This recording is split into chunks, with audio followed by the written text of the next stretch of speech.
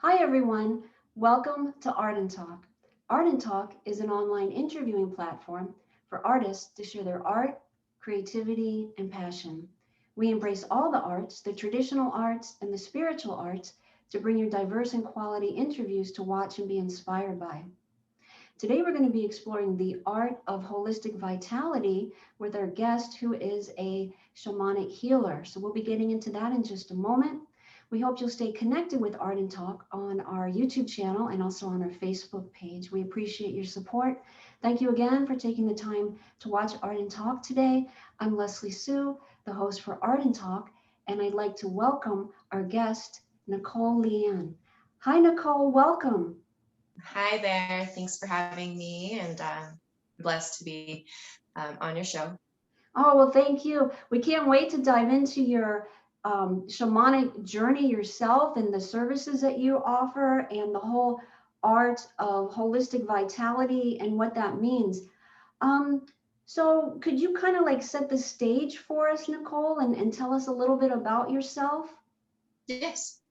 So yes, I'm Nicolle, and this is my space, my sacred space called Wholistic Vitality. I started this concept about, I would say, like at least about 6 years ago, maybe going on 7.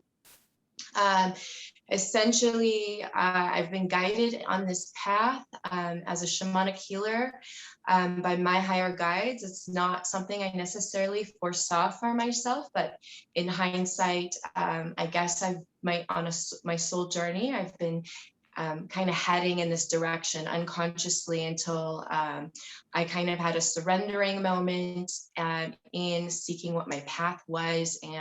And this is what has unfolded for me. Essentially, what most people seek me out for is the shamanic healing work, although I have many modalities and offerings. However, I would say that service is the one that I'm the most passionate about because I find it to be very life-changing for the recipient, but also for myself, because oftentimes, by virtue of how I facilitate in connecting my client's consciousness to the higher dimensional realms, many spiritual phenomena becomes made possible, including what many clients are experiencing is channeling of higher conscious sentient beings.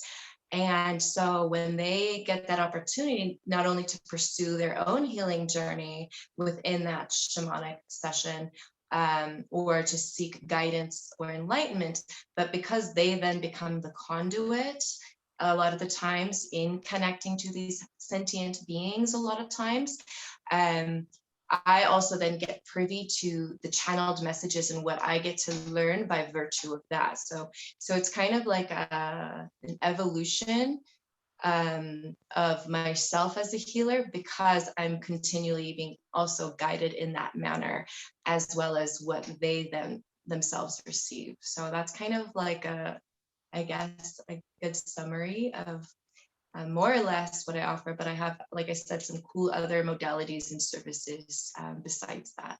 Mm-hmm. Yeah, that was really beautiful. When you said the surrendering moment. Yes. So within that surrendering moment, there was a connection with your higher guides and the whole shamanic information and higher states of consciousness you just became privy to, and then one thing led to another, and this your path opened up. Our if we can kind of touch upon that, because that's really fascinating. Yeah, essentially, I think what a lot of people I feel like can relate to is kind of like, the midlife crisis moment when you realize, even though I was earlier in my, I guess, age, to have that moment where I just realized where my ego had been taking me wasn't fulfilling me. And it was kind of like, well, what's the point? I'm miserable. Sure, I'm good at manifesting. And at the time I was manifesting a lot of things, but it was very temporal and very unfulfilling on a deeper level that I felt led me to this like moment of just like, well, what's the point? That I'm not happy. I've attained all these different things. I'm making X amount of money, but I'm miserable. So this is not what, you were told, like what you were conditioned to believe. If you have this, do this, you're supposed to be happy. But what I realized in that moment was money didn't buy my happiness. And so then the question became, well, what would make me happy? And I realized it was an old superficial reality that I was participating in creating. Also by virtue, if we realize the concept that, our reality is a mirror to us, right? For anybody that is familiar with some of the universal laws, and the law of attraction, for example, your reality is essentially a mirror to you. And so when I was in this old reality, I also was hidden, meaning I was operating behind a mask that I had adopted my whole life, basically to shield the truth of who I was, I think because of fear of rejection or persecution for that truth, because my truth was much more geared to the spiritual context of things. And with that came, I guess, the taboo, and I was afraid of persecution and rejection intrinsically, which I'm sure has to do with, past life influence, if you will. But I had adopted this mask in my storyline from a young age, all to basically be somebody I wasn't, thinking that was what was going to get acceptance. But with that, I also attracted a very superficial reality that I couldn't go deep with people. And I was I felt really lonely, even though I was surrounded by people. I felt really lonely. And that's what then made me realize, well, what's the point of all of this? Like, I have this, I have that, but I'm miserable. And so I kind of came into that surrendering moment of willing to give up that whole other lifestyle, even though it came with, financial security and what have you, and moved back to Colorado. And I was just like, show me a sign, show me what it is that I'm meant to be doing, because that isn't working for me. And I guess it was a one thing that led to another, where certain things came into my field.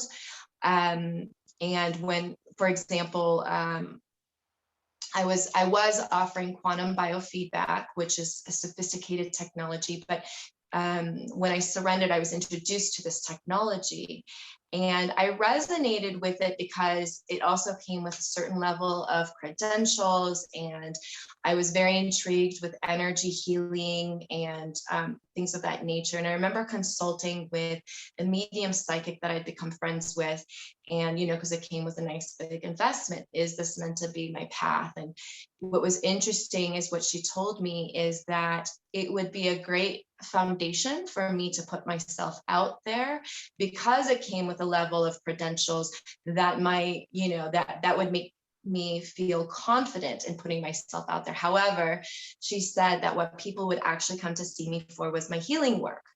Now, I had many things in my tool belt that I've accumulated on my journey, again, not thinking I was going to be using it for others. And one of the tools was Reiki healing, although I had put it on the bookshelf, because when I was inspired with Reiki to get certified with that was because I actually wanted to help my grandmother out, as she had been diagnosed with pancreatic cancer, stage 4. And I wanted something to be able to help her with. So I got certified really quickly before my flights were booked to South Africa, because that's where I'm from. And unfortunately, she passed away the day before I managed to make it out there. So I never really actually got to use it with her, but I used it on friends and family. But again, put on the bookshelf, didn't really think that that's what I was going to be offering people. So long story short, I invested in the quantum biofeedback, and then I thought that was going to be my bread and butter staple. And then I added in all these sideline services, such as the Reiki, law of attraction coaching, and astrology readings, because I've also studied astrology since I was 12. So anyhow, I started taking on clients, but more and more people started seeing me for the Reiki. Well, the more I started doing Reiki, the more I started downloading transmissions that pertain to that person, although it took me some time to trust it, because for me, it was coming in through claircognizance, which meant it came through this like telepathic knowing. But because it wasn't something like as tangible for me, that was really hard for me to trust and get out of the way of those messages. And what I learned was what I was picking up on was the clues to these people's healings. And so essentially there was plenty of room for me to distort those messages, because my ego hadn't at that initial time practiced the art of getting out of the way, because it wanted to be right and didn't like the idea of being wrong. And so I wanted the upfront proof that what I was picking up on was true. And one of my examples I like to use was I had this client who actually was another Reiki practitioner that sent him to me because she went on maternity leave, and was like, oh, he's just seeking like once a month sessions because he has cancer. So anyways, again, this is when I just started with the Reiki, and I started working on him, and I went over his heart chakra, and all of a sudden this message popped in my head that his wife had cheated on him. Now, of course, my ego's looking for a ring, and I didn't see a ring on his finger, so I think I'm making this up. Next thing I'm working on his root chakra, and I was like, literally felt like my hand was hovering over a hot flame. And so again, my ego wanted to not say anything, not bring this up, because I thought I had to have been making this stuff up, right? And anyways, he came out of a session, and I asked him, I'm like, what kind of cancer did you say you had? And that's when he revealed it was prostate cancer. And that's when it all made sense for me, is that he had developed prostate cancer because he internalized the betrayal of his wife cheating on him, not just as an emotional betrayal, his heart chakra, but a sexual betrayal of what's wrong with me down there, man, pride, ego, that she had to find it somewhere else. Well, essentially, that was the clue to his healing, because he wasn't addressing the underlying cause as to why he developed prostate cancer. He was treating it previously symptomatically, such as going for the chemo and radiation and doing it allopathically. And that's when it came back full force. And then that's when he started seeking alternative healing. And then that's how he kind of ended up started working with me. And so once that started happening, and it started happening more with clients, and I started seeing him once a month, he actually saw me also, I guess, transform as a healer as my guidances started shifting, and as that service began to shift, because my guides then started coming in more and more. But this time they were telling me that they no longer wanted me to play messenger anymore, and it was more important for people to connect to the guidance themselves, so that they become the sole interpreter of their own experience. And so that is how they then guided me in how to guide others to access that, and started facilitating. And then more and more profound things started to happen, and then become experienced as the years unfolded, and essentially also gave me the opportunity to take the back seat in the sense of being messenger. So I'm no longer the channeler, if you will, giving the message, even though I share insight and perspective that I feel benefits that person based on what they are seeking and what I've already come into, if you will. And then when I lead them into journey, that'll be basically what they then connect to and how they experience it.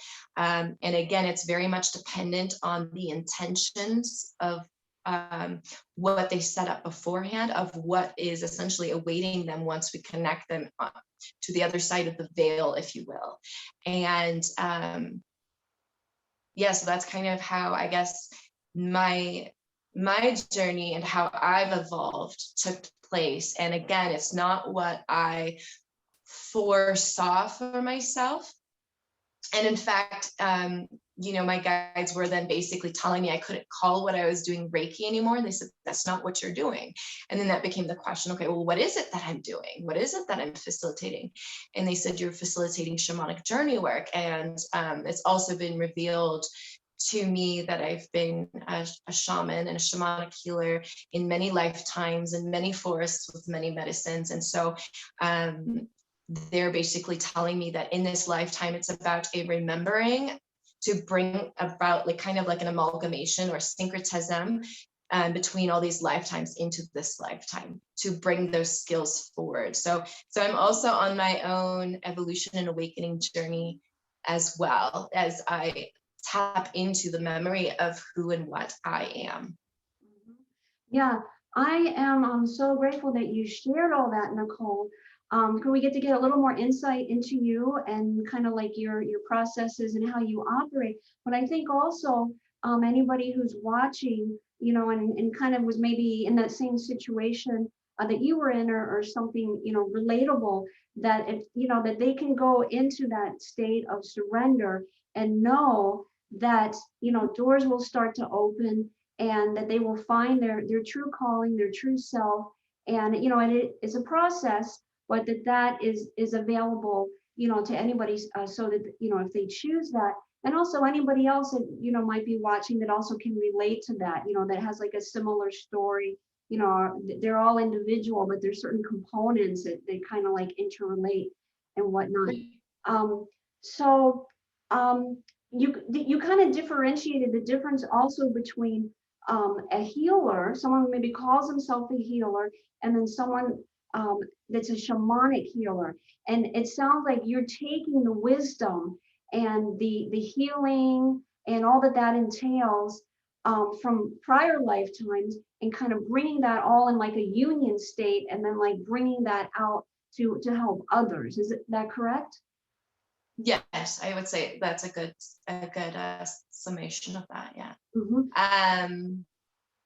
Yes, I would say, I think for a long time, I was very hesitant at calling myself a shaman or shamanic healer, even though that's been an unfolding in my own journey in stepping into my truth and into my power, so that I can be fully of service and be able to hold space by not being not like cowering to, I guess, what that entitlement would mean. And I think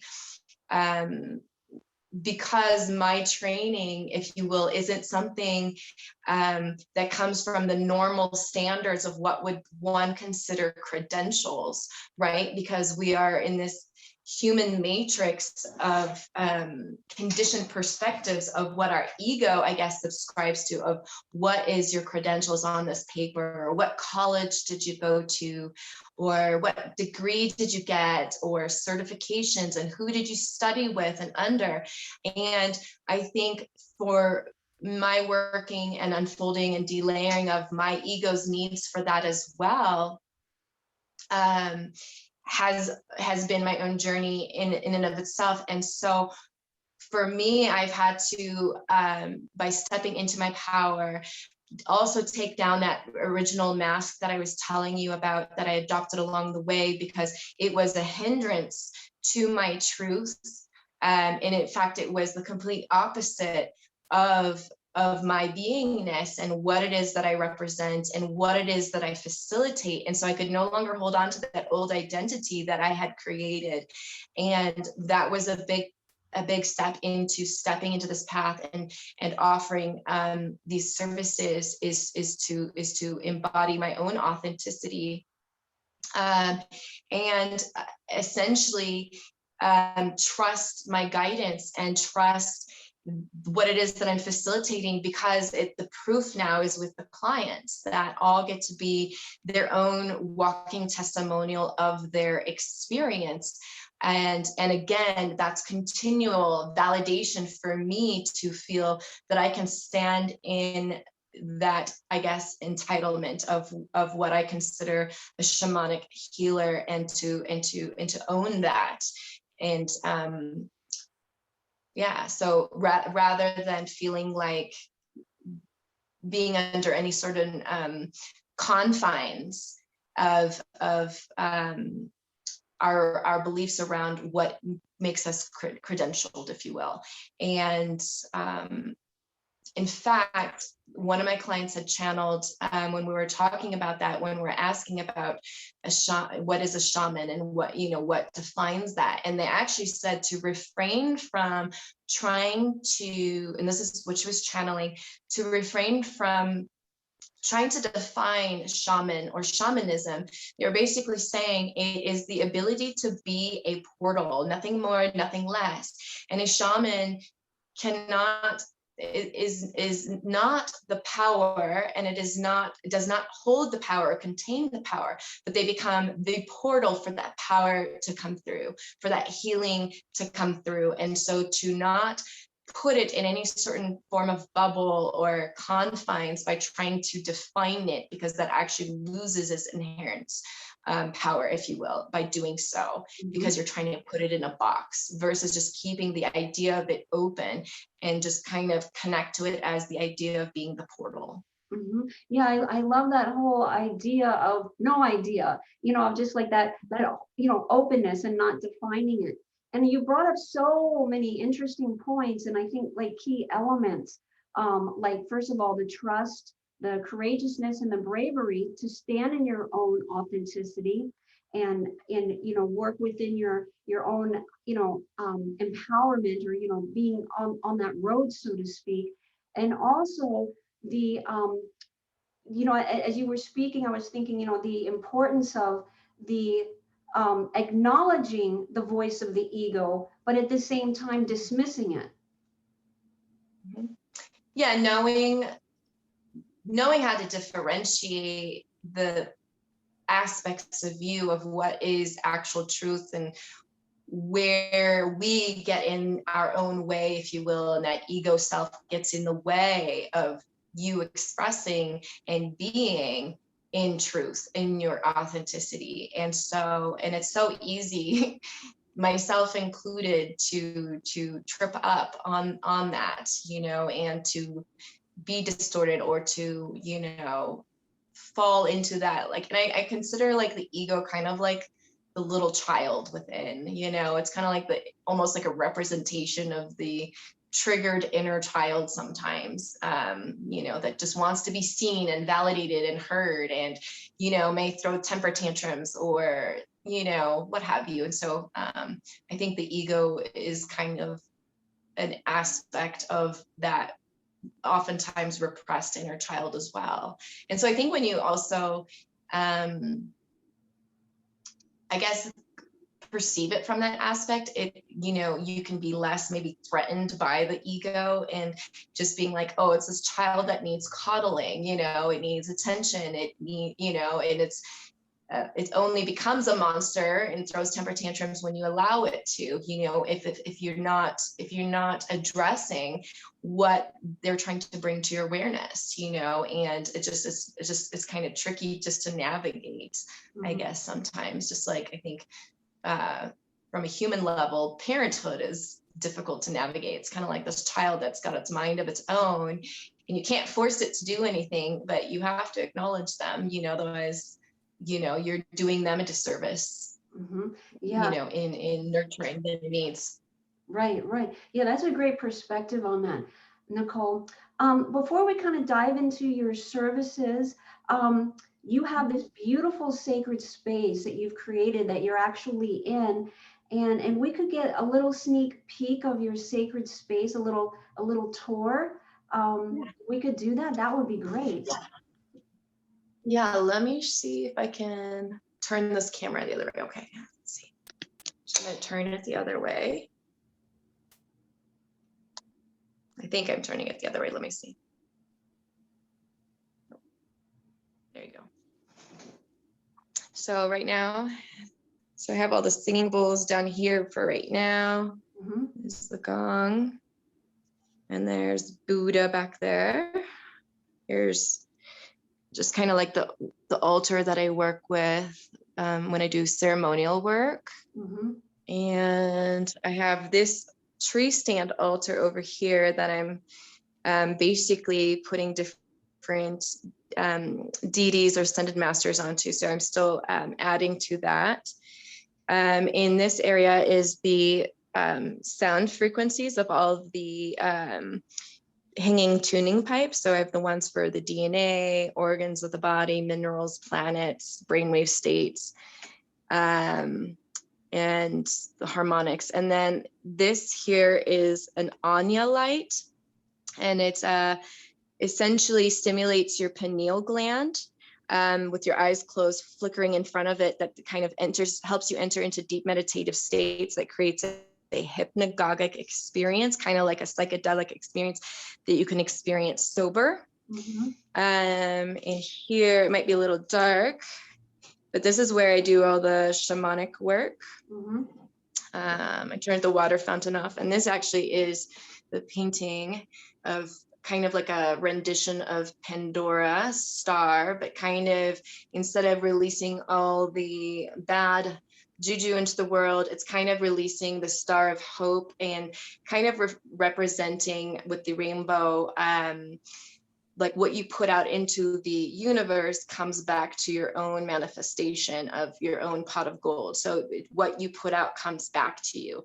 And so in this case, I wanted to put out the positivity. So I had my own abundance brought back to me. So that was kind of like the idea behind that painting. And that's kind of what I've been using in this space. This here is a portal that I made. This is something I can take out. I call it the glass. It's basically a combination of kind of like a spirit board and scrying mirror and organite, which is kind of embedded with different crystals and high frequency minerals and flowers and things of that nature. So I kind of created my own version of that. And it's also a way to communicate with the spirit realm. And that was something I was introduced to when I was 13. So I'm gonna come back here. Mm-hmm. What a beautiful sacred space you have, Nicolle.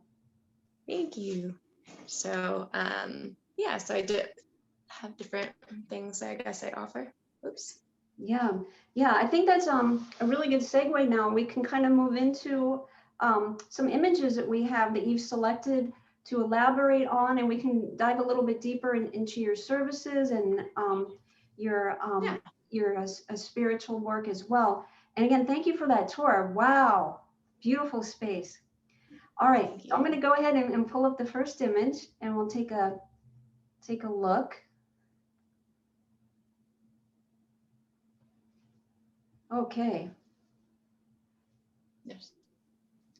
So, so these images, I kind of had to get creative with kind of, I guess, graphic type art of different overlays and different images to kind of create illustrations for what it is that I'm offering, because there is, it's really hard to find content that I can use that already exists for services that I would consider not to be mainstream.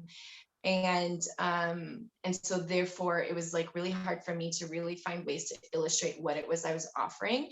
And so these images are kind of graphic art that I was able to manipulate to create essentially what it is that I'm offering. And this one is reflective of the shamanic journey work specifically. And so this is what I'm using on the shamanic journey page of my website. And essentially, as mentioned, I will guide your consciousness to have an out-of-body experience. So we'll be bypassing mind and body by leading your consciousness to essentially access higher dimensional realms where essentially anything is possible once you have kind of crossed over those veils. And I do this, I can facilitate this service both remotely and in person.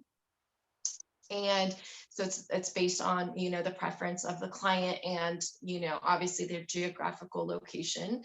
And essentially, if you are in person, it also then involves like a sensory modality experience, which kind of just complements the overall experience with working with multiple modalities. However, it's not necessary to guide you into shamanic journey. So that's why I can facilitate it remotely. And essentially, it's a systematic approach to, like I said, bypass mind and body, and to lead your consciousness to access the higher dimensional realms. And what essentially may be awaiting you is really going to be unique to the individual.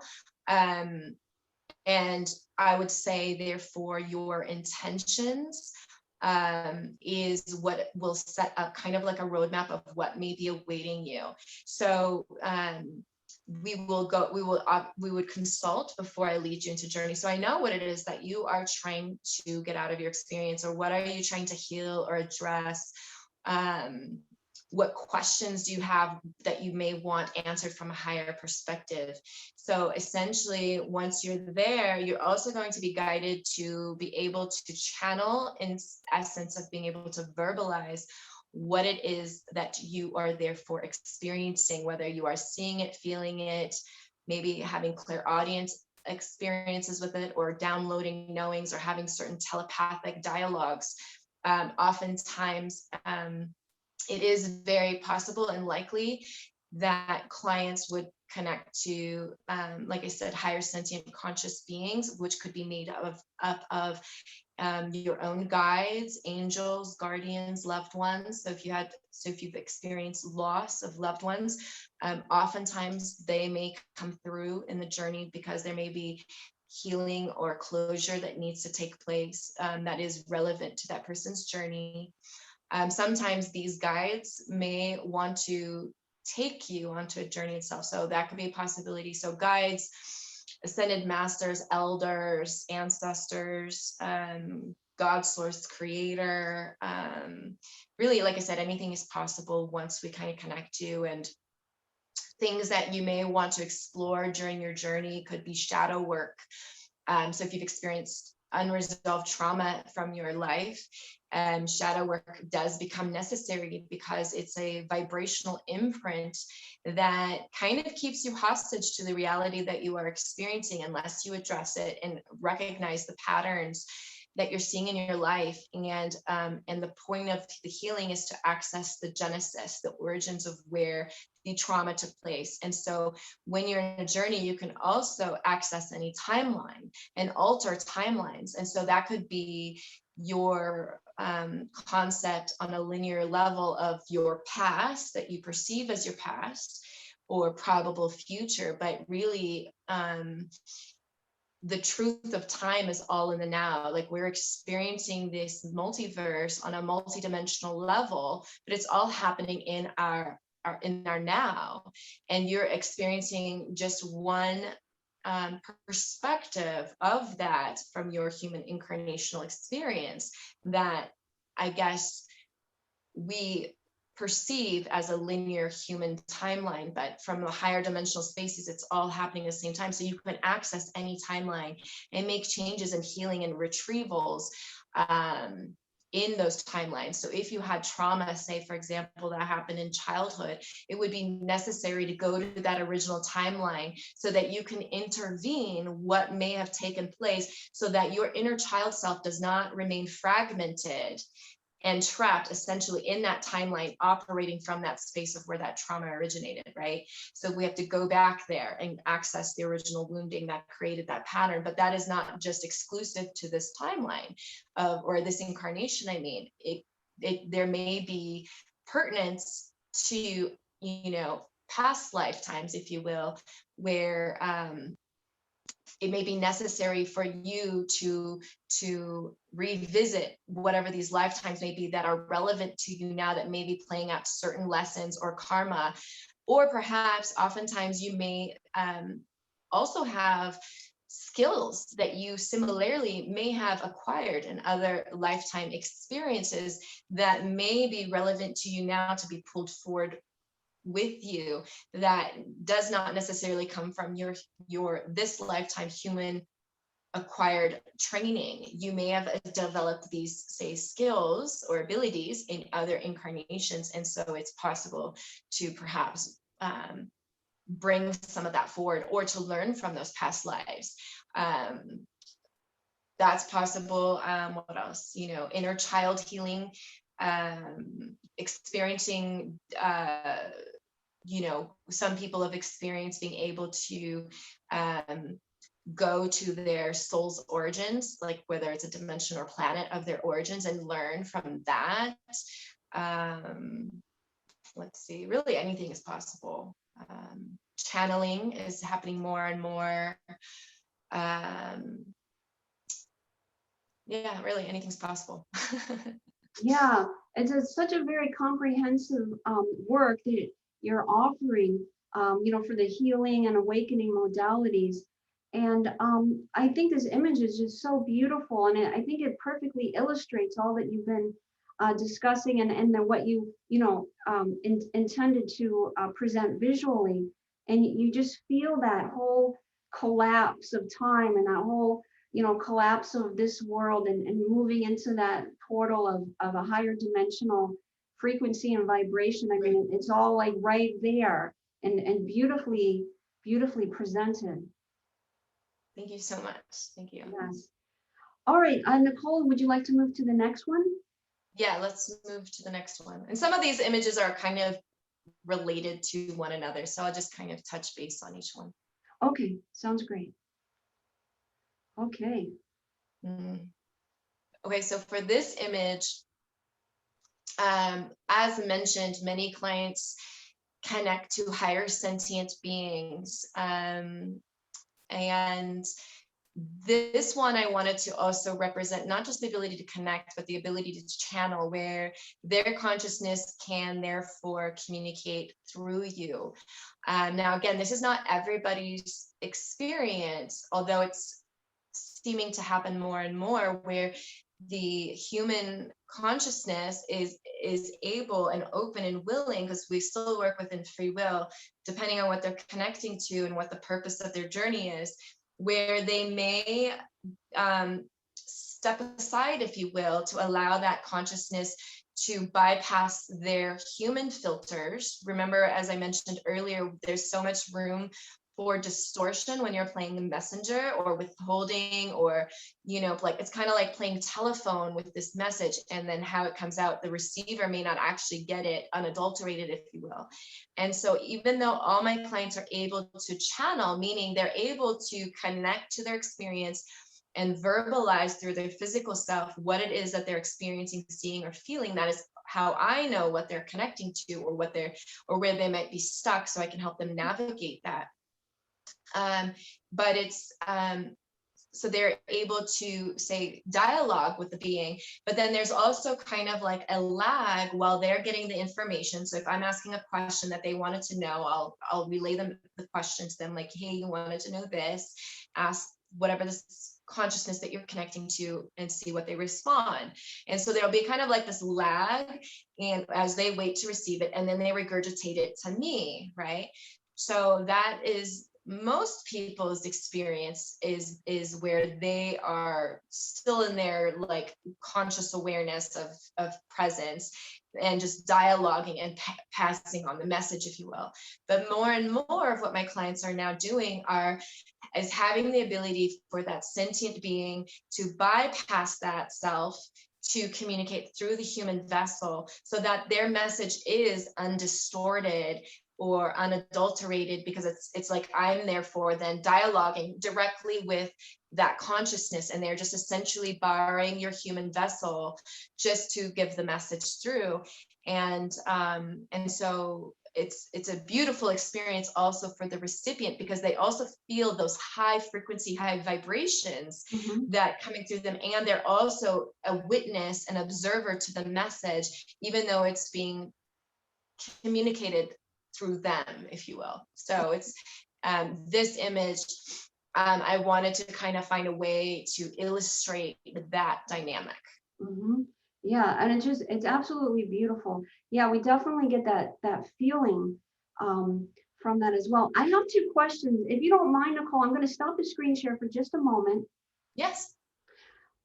Before we get to the other images, and I love all that you're sharing and really, getting us some insight into the process of what takes place, within you, and then, with the client that you're working with as well, and all the different possibilities and energetic work. My questions are that one is, as you were growing up, I'm kind of like switching here a little bit because I'm just kind of curious to kind of find out a little bit more about Nicolle. So these things that you're working with now on the energetic work and multidimensional and the sentient beings and really traversing all this ground that is, high vibrational. Do you consider yourself an unconventional person as you were growing up? Like, did you kind of gravitate towards things that were a little bit more unconventional? And then the other question is, with all that you have been experiencing and this whole, spiritual journey that you surrendered to and that is ongoing, in terms of interacting with the world, how has that changed, if anything? And I'm also wondering because you seem very grounded and very, very much here, but I was just wondering if there's any things that you've experienced in the world as all this experiences of these other dimensions have unfolded for you. If you could just kind of touch upon that, if you would, please. Sure. I would say, first and foremost, my upbringing maybe wasn't traditional in certain senses. Well, one, I'm not American. I was actually born and raised in South Africa, and I didn't move to the United States until I was 12. However, the other keynote, I think that has played a major role in my path is the fact that my mother did not raise me under any religious context or confine. In fact, she pulled away from the Catholic Church, which, I'm sure most people know that there's a lot of, I don't know, I'm not going to paint that picture but anyways, essentially she pulled away from the Catholic Church when I was born because they refused to baptize me because both her and my father had previously married. And I guess that's a big no-no in the church. So that didn't make any sense to her, including, she was one that always questioned a lot of things that they would tell her, even though they disapproved of her questioning. And so I think, the fact that they refused to baptize me was her her trigger as to pull out of that system. And she decided to raise me and my younger sister with kind of like an open door. Instead of telling me what to believe or how to believe or what this umbrella is or what you're supposed to do within that or whatever, she basically said, I want you to explore what you want to explore in what your beliefs are. And rather than me having to have a midlife crisis later in life because I've been told all these things and have operated under this umbrella of belief systems, to then say maybe later on I may not actually resonate with that as my truth. I didn't have to do that. So my door was open from the get-go, which meant I got to dabble, I got to explore, I got to try things that I think gave me so much perspective and open windows that gave me the possibility of seeing and experience even more beyond that because I had an open door. I didn't, and of course society has its conditioning and your parents have other certain levels of conditioning that may play a role in our beliefs that I feel like, as you come into your healing journey or your awakening path, you have to unravel or navigate. But I would say the one about the religious context was a big catalyst for me to be able to be free on this journey, to explore beliefs and what's possible within that. I think I've always had this looming sense my whole life of not belonging, not feeling like I belonged here. I felt different. And I never could quite understand that. And that became even more enhanced when we moved to America, which then add on the fact that now I'm a foreigner and I, don't fit in, I don't belong because I'm different. I spoke a lot faster with a thick accent, and I lived in Texas first, which, they have the Texas drawl. So it's a slower, like, hey, y'all, how y'all doing kind of thing. And so there was definitely a communication barrier. I had to, since I was the odd person out, I felt I had to change to fit in, to belong, because I didn't like the idea of standing out. I wanted to blend in. And so a lot of my adopted mask became this version of me recreating myself. And I moved around a lot and went to many different schools in my upbringing. And so I had ample opportunity to fine tune and tweak this version of myself that I was creating, all for the acceptance of others, of trying to put myself into, the sense of belonging. But really, as I mentioned, that took me further away from my truth, because I was protecting my I guess spirituality unconsciously, because like one of the other things that I think I got introduced to, as I mentioned, was the glass, and it's a tool, it's a portal to communicate with the spirit realm. And my mother and my grandmother introduced me to it when I was 13. And we would communicate with my great grandmother at the time. And so again, like being introduced to that at such a young age also really kind of opened my mind up to possibility of what's beyond the physical, right? And so I was really open-minded to the spirit realm, and all of that. And I started studying astrology at 12 years old. That had a lot to do with my need to know myself, because I felt like I didn't know myself, and I didn't know why I felt like I didn't belong. And I realized that astrology, the more I dove deep into it and into the depths of its understanding, the more I realized it's like this ocean, that it's just like this ever, I guess, this like abyss of just knowledge and wisdom, and the ability to dive deeper into someone's psyche. And it's a tool to kind of get a glimpse of that. And it was a tool for me in the initial stages to understand my intricacies, what, not only like my surfacey personality, say of the sun sign, that other people might perceive me at, but what are these other ingredients to me that makes me different from everybody else, and why do I feel that different? And then that came the questioning of, taking that then into my curiosity of others and my fascination with people in general. And I think for me, my fascination is on all levels, like the psyche, the psychology of the human, which the astrology gave me a tool to perceive, the observation of human nature, and then also understanding that we also have the storylines that shape us too, not just the personality that we perceive our reality through, which I find the astrology gives is your blueprint, and you chose that blueprint on a soul level.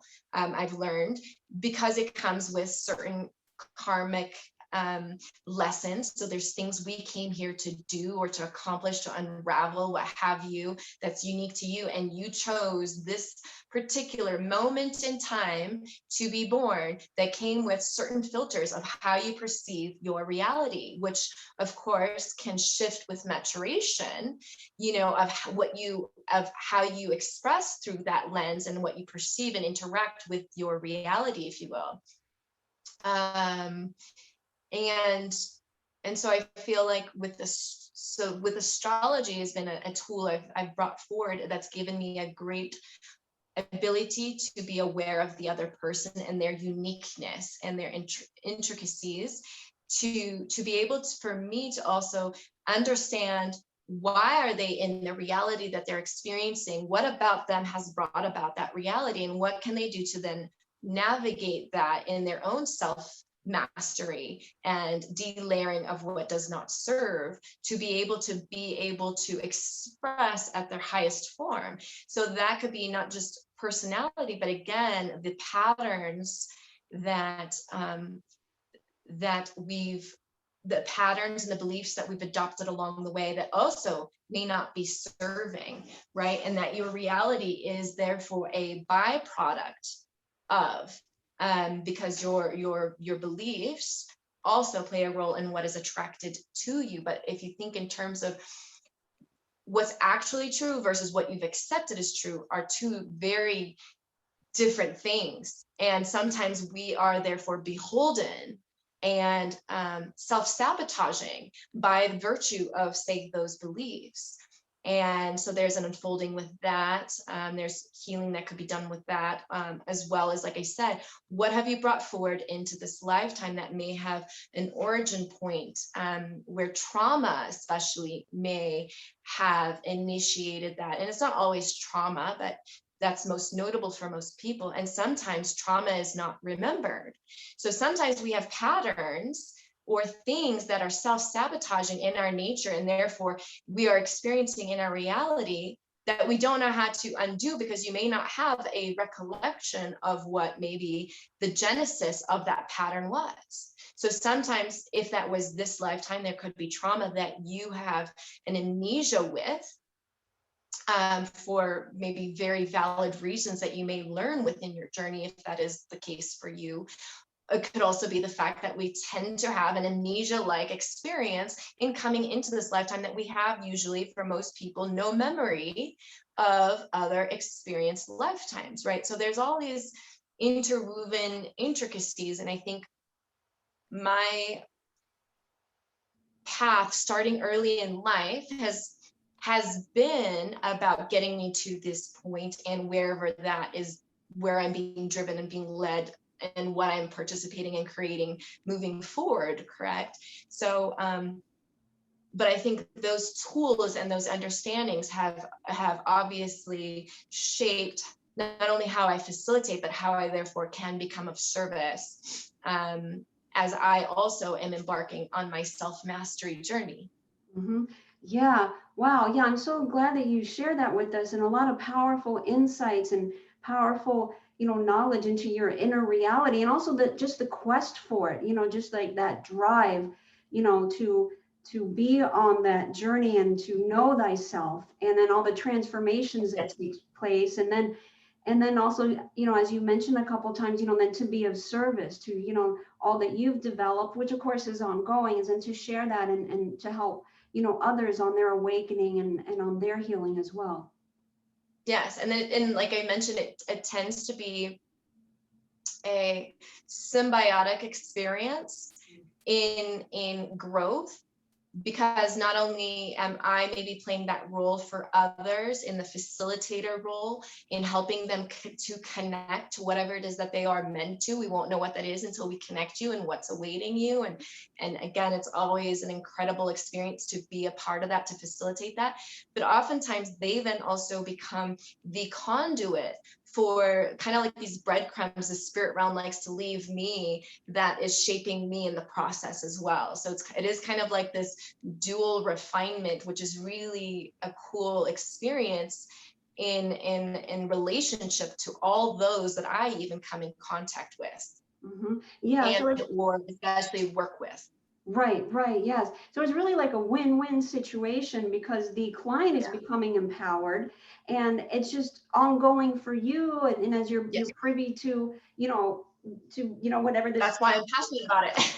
Yeah, absolutely. So there's no I get a lot out of it. Yeah, absolutely. We have time to look at another image. So if we can go ahead and do that and have you relate that to your work. Give me just a moment, and I'll pull this one up.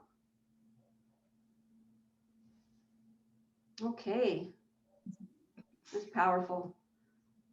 Yes. So, okay. So this one is representative of me as a shamanic healer, and again, representing not just my human embodiment as what you perceive me as, but it's also representing this this old woman that has wisdom, the shaman lady.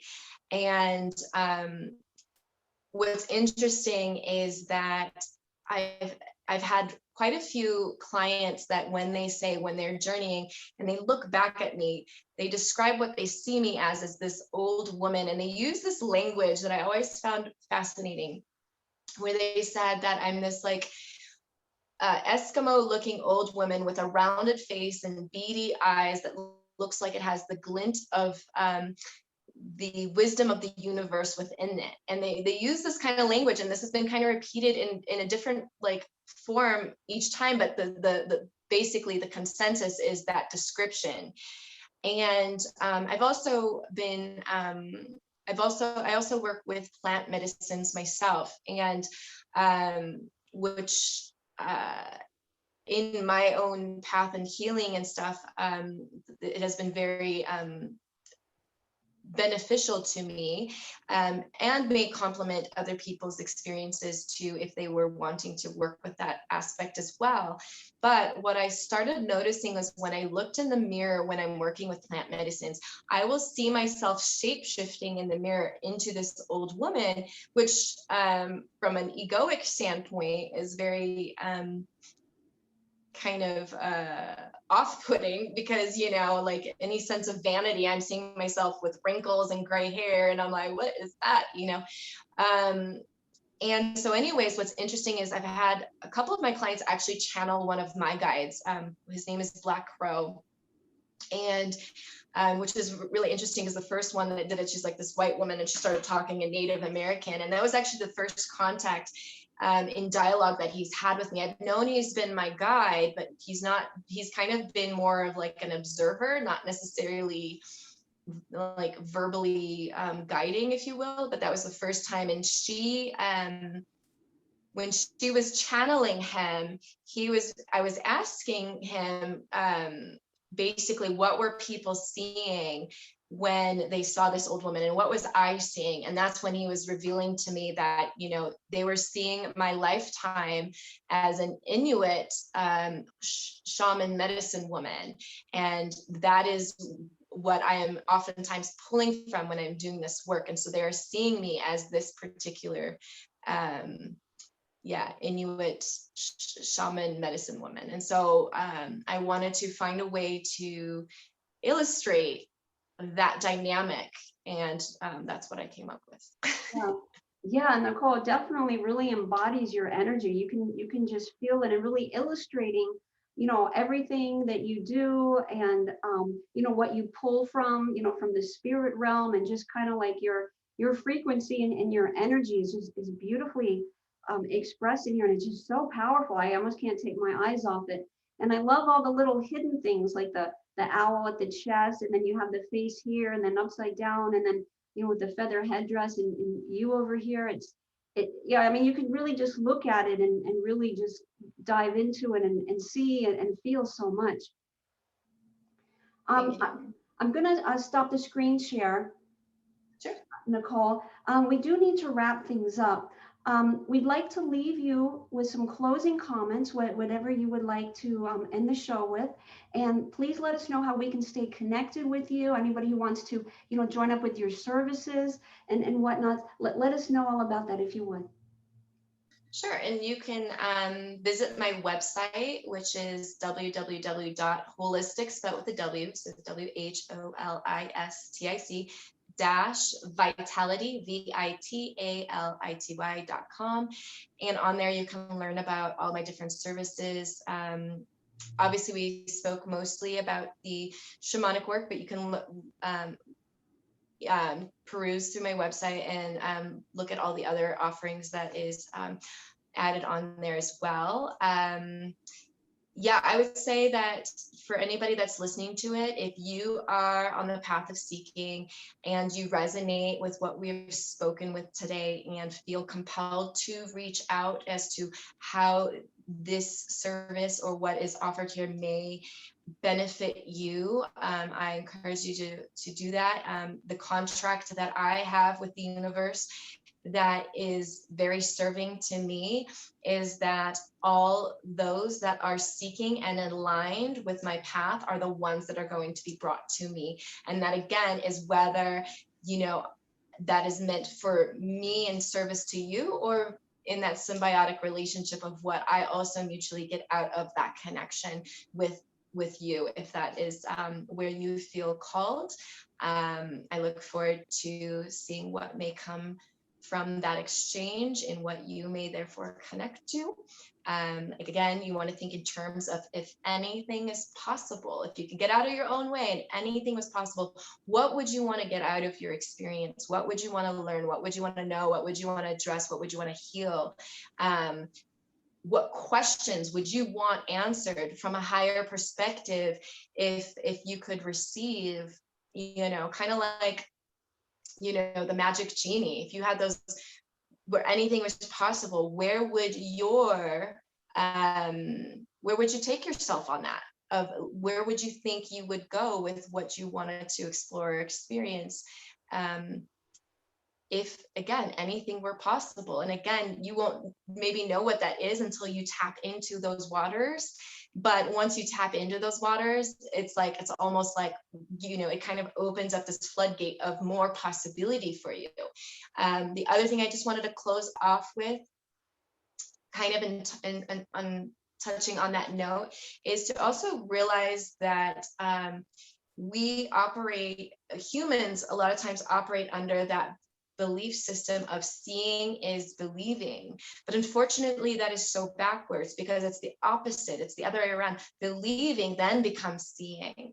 And so, that's not only relevant to your perceived reality, but also, especially in the journey work, when we're doing that, it's kind of like you need to be as open with your belief systems as possible to allow that magic to come through. Because if you are working with tunnel vision of seeing as believing, really you are subscribing to a reality that is limited based on your, what we as humans can visibly see of the visible spectrum, which is very minute in comparison to what is. And so if your beliefs are doing the same thing, creating limitations, you actually prevent yourself from accessing the true magic that is all around us and the possibility of what that is. And I think when I gave the example of my background story of how I was raised,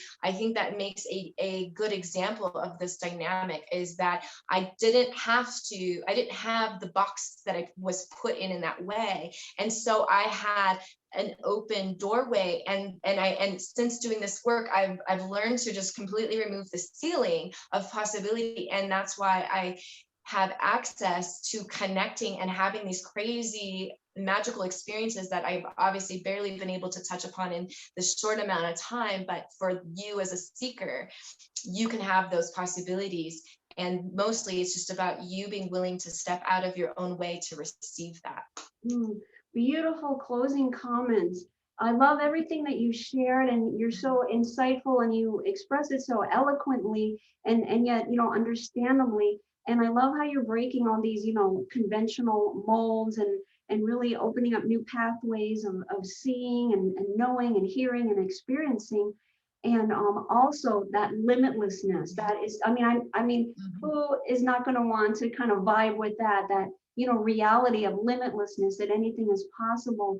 And then I like what you just touched upon as well, Nicolle, that you have this trust that whoever's going to come to you as a client for their healing, for their knowing, for their awakening, whatever it is, that they're brought to you, there's that trust. They're brought to you for that reason. And that takes us back to the beginning of the video, as we're getting ready to close, with your surrendering, because that took a huge amount of trust. Just to be in that deep state of surrendering is a huge amount of trust.